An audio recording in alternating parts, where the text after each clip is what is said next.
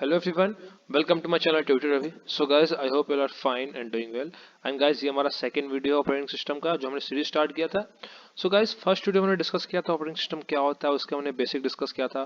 फिर उसके operating system के डिफरेंट ऑपरेशंस होते हैं, डिफरेंट जो मैंने डिस्कस किया था, डिफरेंट फंक्शन होते हैं, इंपॉर्टेंट फंक्शन. फिर उसके फीचर्स होते हैं. इन सब चीज़ों को हमने लास्ट वीडियो में डिस्कस किया था. आपको स्क्रीन पे ये स्लाइड दिख रहा होगा, ये हमारा फर्स्ट लेक्चर का स्लाइड है.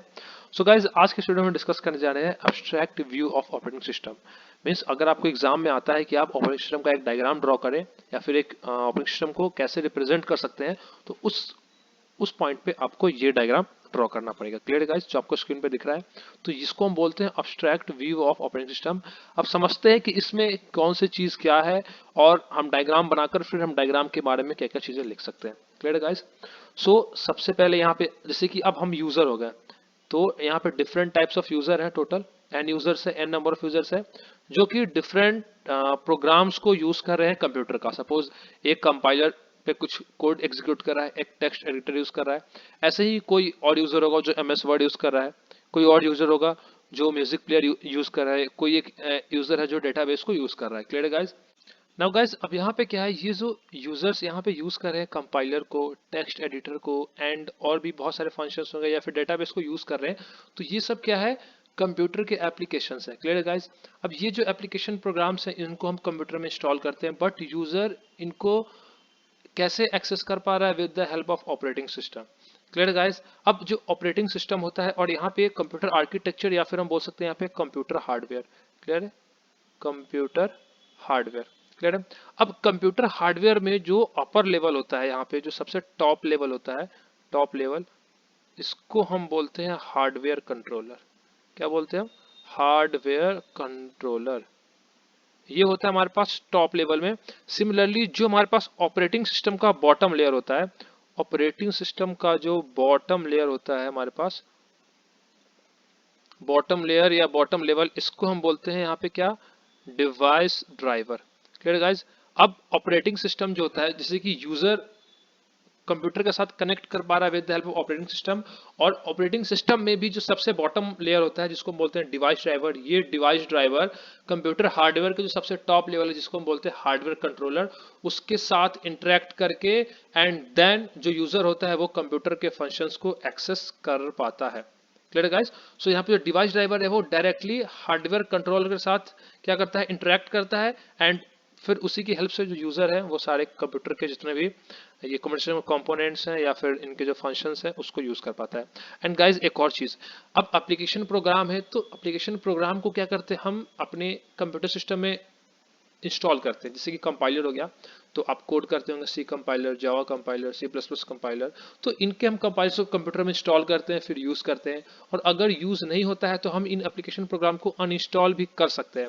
बट कंप्यूटर हार्डवेयर में कुछ ऐसे प्रोग्राम्स भी होते हैं जिनको हम अनइंस्टॉल नहीं कर सकते हैं सिस्टम से, जिनको हम कोई भी चेंजेस नहीं कर सकते हैं. तो वहां पे एक आता है user mode and kernel mode. क्या आता है हमारे पास, मैं सबसे ऊपर लिख रहा हूं, user mode and kernel mode. अभी मैं बस बेसिक बता रहा हूँ, इसके बारे में आगे हम डिटेल में डिस्कस करेंगे. तो यूजर, यहाँ पे ये मोड है, नोड नहीं है, सॉरी, ये एम है.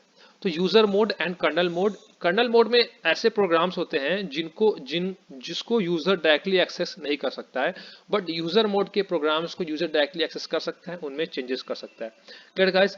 अब यहाँ पे जो ऑपरेटिंग सिस्टम हो गया या फिर जो यहाँ पे कंप्यूटर हार्डवेयर हो गया, इनके बीच में जो इंस्ट्रक्शंस की डीलिंग होती है, क्लियर गाइस, इनके बीच में जो इंफॉर्मेशन एक्सचेंज होता है, तो आपको पता होगा कि कंप्यूटर में जो कंप्यूटर का लैंग्वेज होता है वो क्या होता है, 0 एंड 1 के फॉर्म में होता है, जिनको हम बोलते हैं बाइनरी.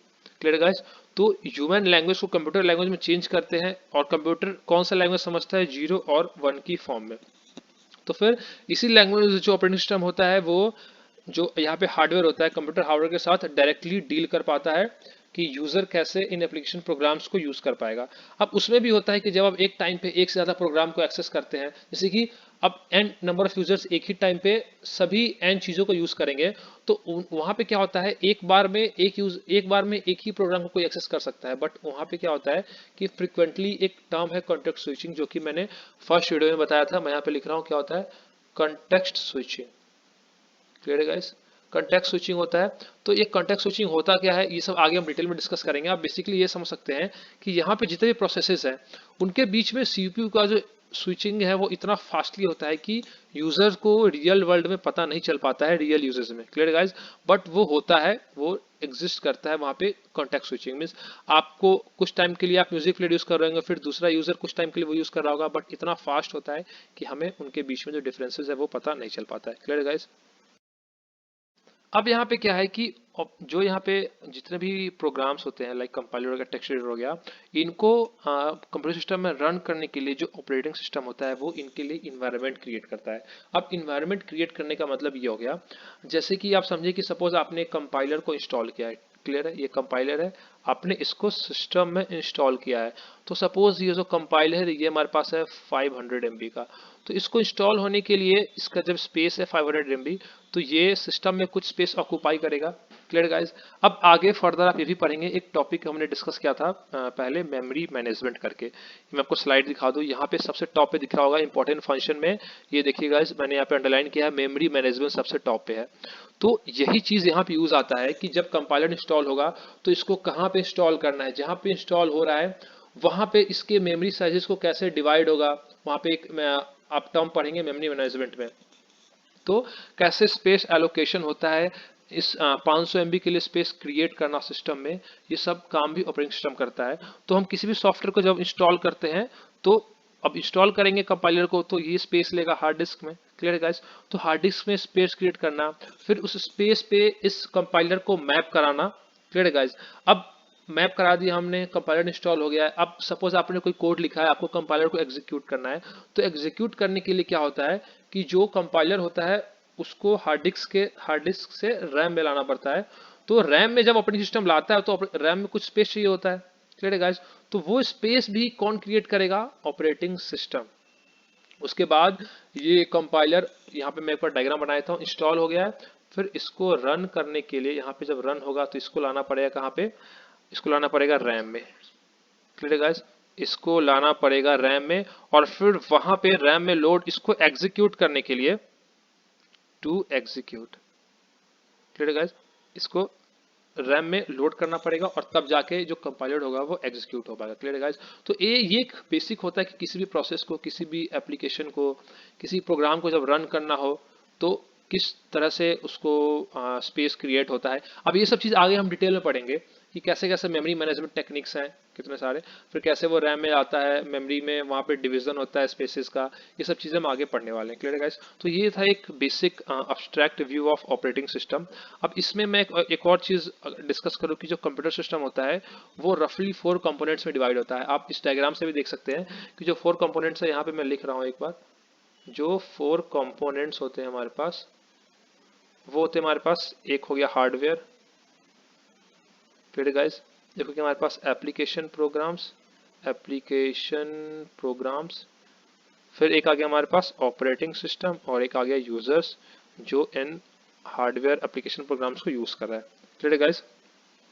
सो ये था एक बेसिक आइडिया कि इसमें जो ऑपरेटिंग सिस्टम है वो हार्डवेयर को कंट्रोल कर रहा है। फिर जो इसमें वेरियस एप्लीकेशन प्रोग्राम्स है वो यूजर्स कैसे उसको यूज कर रहे हैं वो मैनेज कर रहा है इसमें। और ऑपरेटिंग सिस्टम एक इन्वायरमेंट क्रिएट करता है जो बाकी प्रोग्राम्स हैं, कि कैसे उन प्रोग्राम्स को जो यूज़र है वो इफेक्टिवली यूज़ कर पाए, ये सब चीज़ें। सो आई होप कि आपको आज की इस वीडियो से एक ओवरव्यू मिल गया होगा कि एब्स्ट्रैक्ट व्यू क्या होता है ऑपरेटिंग सिस्टम को। एंड आई होप कि आज की इस वीडियो को देखने के बाद आप, अगर एग्जाम में क्वेश्चन आता है ऑपरेटिंग सिस्टम पे, तो आप ये डायग्राम को ड्रॉ कर पाएंगे एंड इसके बारे में कुछ पॉइंट्स लिख पाएंगे। सो गाइज, कोई भी डाउट हो, कोई भी क्वेरी हो, या फिर कहीं भी आपको मिस्टेक लग रहा हो, तो ये सब चीज़ें भी आप कमेंट सेक्शन में बता सकते हैं, सो दैट कि कोई और जो व्यूअर है, कोई और स्टूडेंट है, अगर इस वीडियो को देख रहा है तो उसको पता चल पाए कि कहाँ पे मिस्टेक है, कमेंट सेक्शन में कमेंट्स को रीड करके। Clear guys? So guys, thanks for watching the video. अगर आप चैनल पर नए हो तो चैनल को सब्सक्राइब कर ले एंड नोटिफिकेशन बेल आइकन को प्रेस करना ना भूलें, सो दैट कि अभी और भी वीडियोस अपलोड होंगे तो उनके भी जो अपडेट्स आपको टाइम टू टाइम मिलता रहे। एंड गाइज, अगर आपको और वीडियोस देखना है तो आप जाकर इसी वीडियो के डिस्क्रिप्शन बॉक्स में आपको प्लेलिस्ट का लिंक मिल जाएगा, वहां से जाकर आप उन वीडियोस को भी देख सकते हैं। So guys, thanks for watching the video and don't forget to like, share and subscribe. Thank you.